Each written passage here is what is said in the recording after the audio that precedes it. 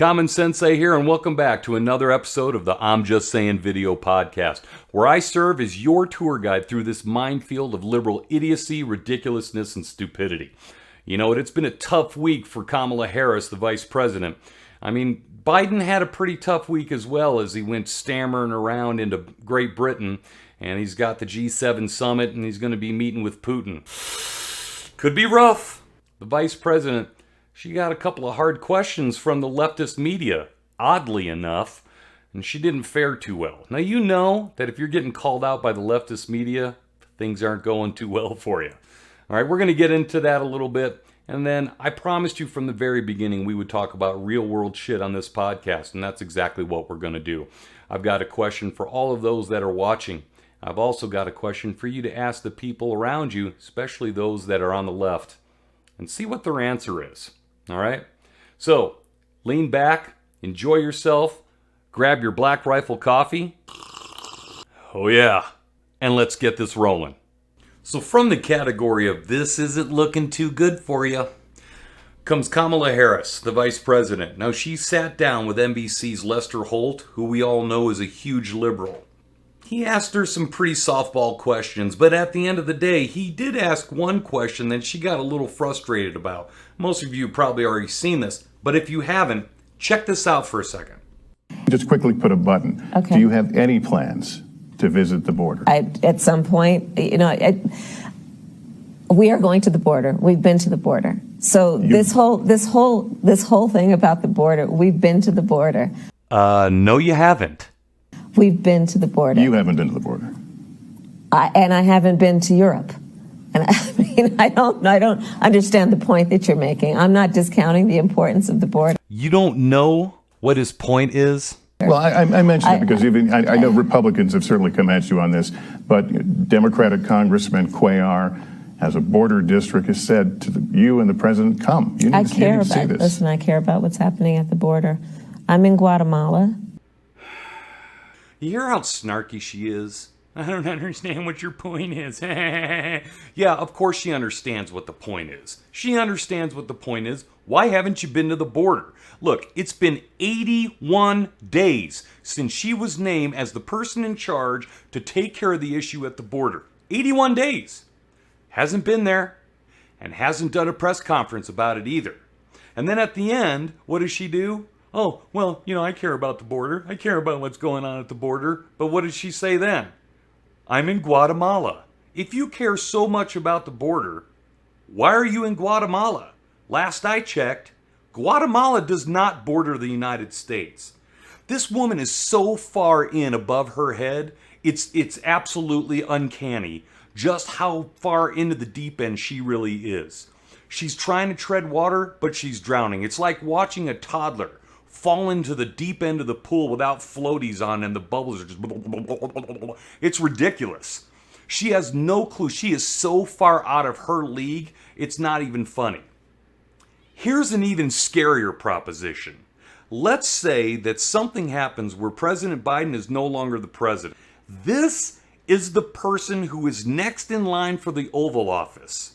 Could you imagine her sitting down with Vladimir Putin or President Xi of China or Kim Jong-un from North Korea? She will get owned.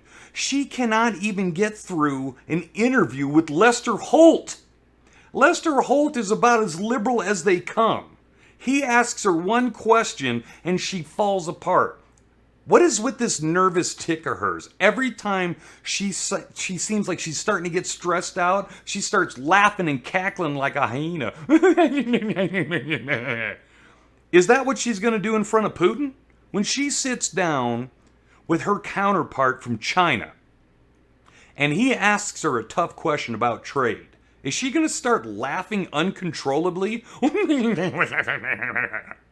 How ridiculous is she when she is going to sit down with other world leaders and she's going to get absolutely dominated? Dominated. She's one of the most snarky people you'll probably ever meet. And that's saying a lot as far as politics is concerned. Look at Nancy Pelosi. I digress. Recently, the vice president sat down with a reporter and got super snarky with her. Watch this. I've said I'm going to go to the border. And when are you going to the border, Vice President? The administration has asked. I'm not finished. I've said I'm going to the border. Listen to how snarky she is, right? I'm not finished yet. She did the same thing to Vice President Mike Pence during the vice presidential debates. Here's the other thing. Notice that nervous tick laugh at the end again, right? Anytime she's faced with anything stressful or she gets frustrated or doesn't like how the conversation's going, she gets snarky and then you hear that little nervous tick laugh. Now, in my time in the military and in law enforcement, I've seen it a lot. I've seen that nervous tick. Some people laugh, some people make other noises, some people move their hands or they start fidgeting. But it is a nervous tick, and it is something that our adversaries will pick up on. And it is something that when she sits down with world leaders from other countries, they're going to pick up on it. It's a sign of weakness, and they absolutely 100% will do everything they can to take advantage of it. And for cracking under pressure as the Vice President of the United States, and for acting like a complete jackwagon, guess what? Kamala or Kamala, or however you pronounce your name today, you earned the Jackass of the Week award. Okay, so when the mainstream media is clowning the left, there's something to be noted there, okay? If you're a liberal and you're getting clowned by the liberal media, there's something seriously wrong with what you're doing, okay? Now, for conservatives, well, I guess politically that would be a good thing. But for the sake of the country, it's not a good thing. Now, I'm going to ask you a serious question, and I mean this with all sincerity, okay? And if you are a liberal watching this, I honestly want you, just for a moment, to put your political bias aside. Okay? And if you're a conservative or a Republican, what I want you to do is, I want you to ask anyone that you know that leans left or is a liberal, ask them this question. Putting your political bias aside, can you honestly say that things are better now than under Trump? Forget any hatred or any dislike you might have for President Trump. That's completely irrelevant at this point. Is our country stronger now than it was under President Trump? Is the economy better? Are people working more? Are we respected around the world the way that we were before? And when I say respect, I'm talking about countries messing with us. I'm talking about Russia. I'm talking about China. I'm talking about Iran. I'm talking about North Korea. Are those countries scared to step on our toes the way that they were under the Reagan administration? The way that they were under the George W. Bush administration? Don't get me wrong, I'm not a huge fan of George W. Bush. I'm really not, okay? I think there's a lot of things that he probably should have done differently. A lot of things, as is with every president. But are we safer now? See, last year, President Biden said that the number one threat to national security is Russia. That was before he got elected, if that's what you want to call it, elected. But that's what he said. Russia was the number one threat to our national security. No mention of China, by the way, and I think we all know that. I think we all know why he didn't say China. Okay, we'll get to Hunter Biden and the rest of it during another episode.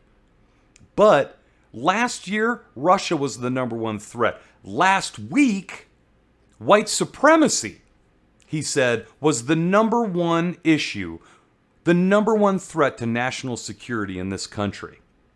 This week, what did he say? The number one threat is climate change. I'm really hoping that he changes it again this coming week and says that something else, I don't know, name it, is the new threat, because at least that way we can move past the whole climate change bullshit, all right? So let me ask you, seriously, are we safer? With all the inflation, with the price of gas, are you paying less now than you were under President Trump for gas? Even after the pandemic and all that, the economy, even though it took a dip, was still higher than it had been under the previous Obama administration. So are we doing better? For those of you that voted for Biden and Harris, did you get what you paid for? Did you get what you voted for? Because I don't think you did. None of us did. Whether we voted for him or whether we didn't vote for him, none of us thought that it was going to be like this. Well, I think maybe we thought it was going to be like this, but we were hoping that it wasn't. The liberal left does not care about you, me, or anybody else, regardless of your skin color, regardless of your gender, regardless of what gender you may or may not be or think you are or want to be, about your religious preference, your sexual preference. They don't care about any of that. The liberal left cares about one thing, and that's control. Because through control, that's where you get power, and that's where you get money. Because here's the thing. The idea behind the Constitution of the United States is not so that the government can control the people. It's so the people can control the government. This is not a democracy. And I really wish people would stop using that. And I know it's a cliche term, at least for liberals, it's a cliche term for us to say we don't live in a democracy. Well, guess what? We don't. A democracy means that 50.1% of the vote wins it all. We don't live in a democracy. We live in a constitutional republic, which means that we vote for representatives to represent us in Congress and in the White House. We also vote for those people to represent us at the city, county, and state levels. You know, everybody is talking, a lot of people are talking, man, 2024, we got to come back. We have to come back and we have to retake the White House. Let me tell you something. It is not going to matter who gets in the White House, whether it's Trump, whether it's DeSantis, it doesn't matter who it is. We're looking too far ahead to 2024. What we need to realize, folks, is this. The real battle is 2022.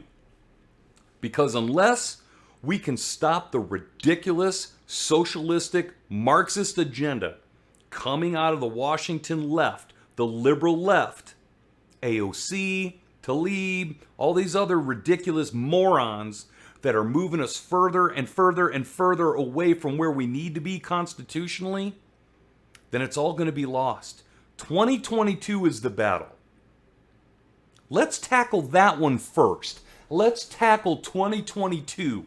Let's get the Senate back under control. Let's get the House back under control. Once that happens, they can't stack the court. Once that happens, they can't pass these ridiculous laws that they're trying to pass. And if you don't know what I'm talking about, you need to check about the voter rights. You need to check about, and we're going to talk about that, not tonight, but we are going to talk about that. You need to educate yourself. I implore you, go and look at what the liberals are trying to pass. You think all this racial divide and all this ridiculousness that's going on is just them acting willy-nilly? It's not. It's by design. It's a distraction to keep you and to keep me from looking at what's really important. To keep us from looking at what they're really trying to do, what's really going on behind the scenes. It was kind of like the Wizard of Oz, right?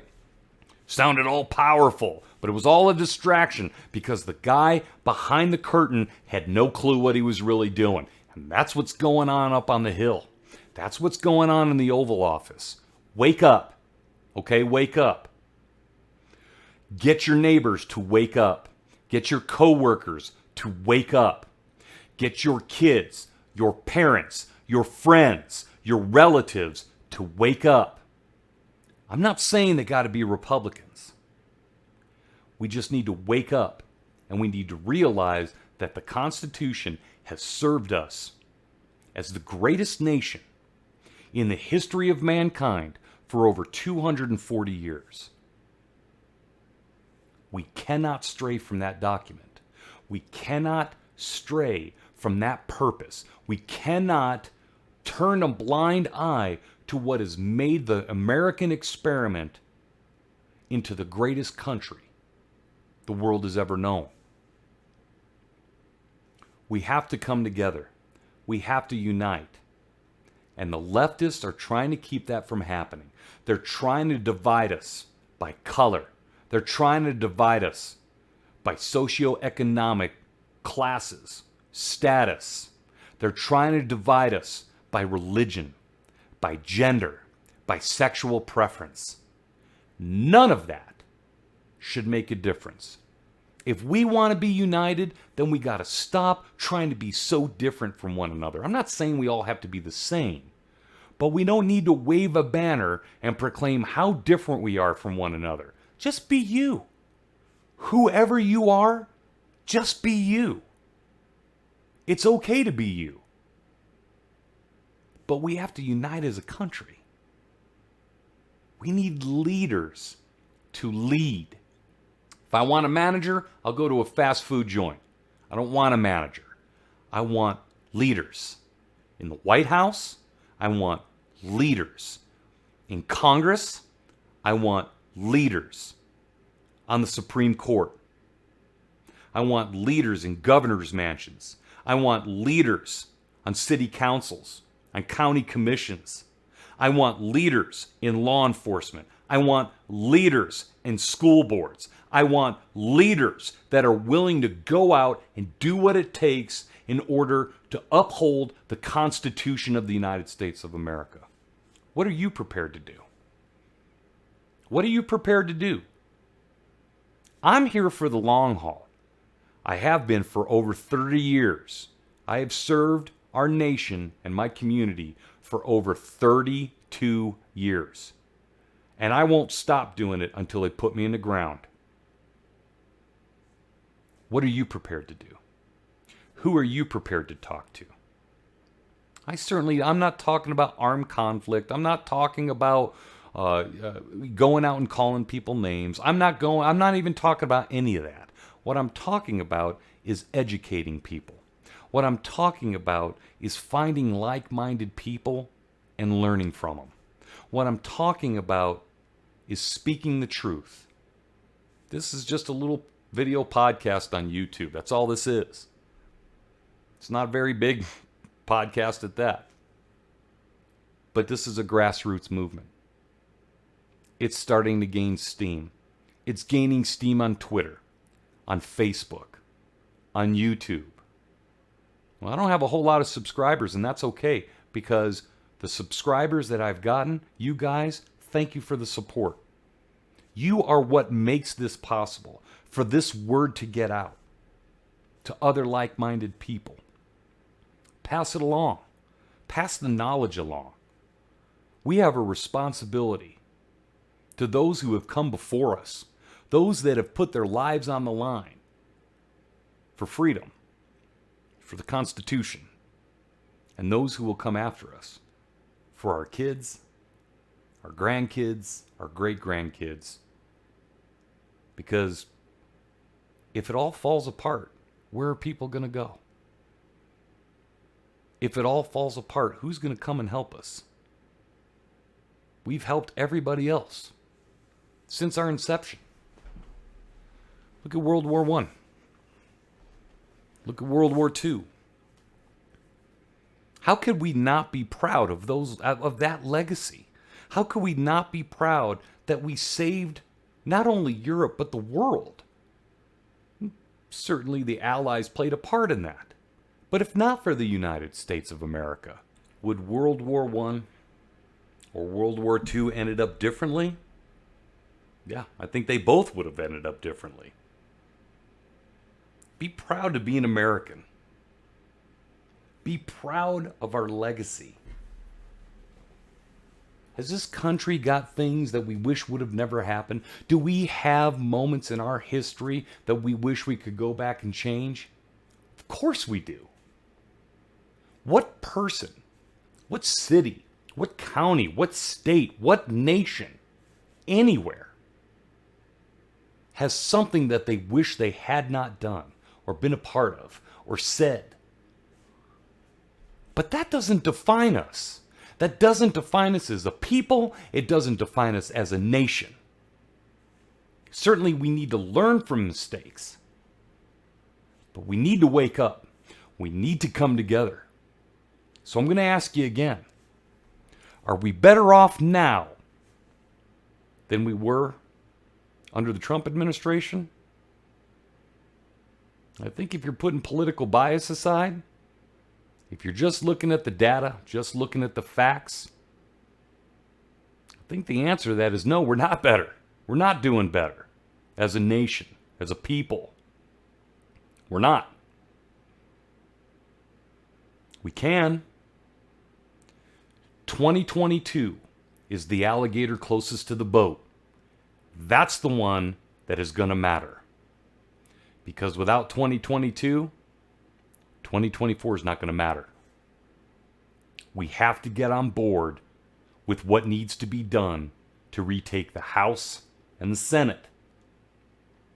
Remember that. Hey, thanks for tuning in to this episode of the I'm Just Sayin video podcast. I'm the CommonSensei. I appreciate you tuning in and listening. Make sure you hit that subscribe button and that like button. Also, check me out on Twitter, Facebook, and Instagram. And we'll see you next time.